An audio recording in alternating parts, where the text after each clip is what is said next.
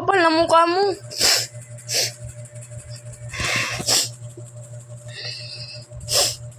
Gagawa-gawa kanyang hype na yan. Gagawa-gawa ng anak. Kapal na mukha.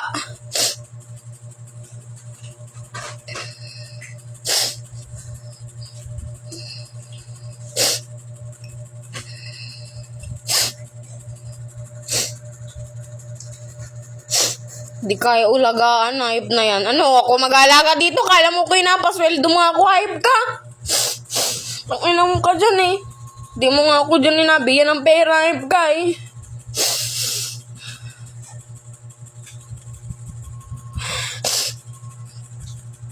Inang yan? Nagapakapuyat nga ako para magkaroon ng sariling pera. Nakawawa mo lang ako dito.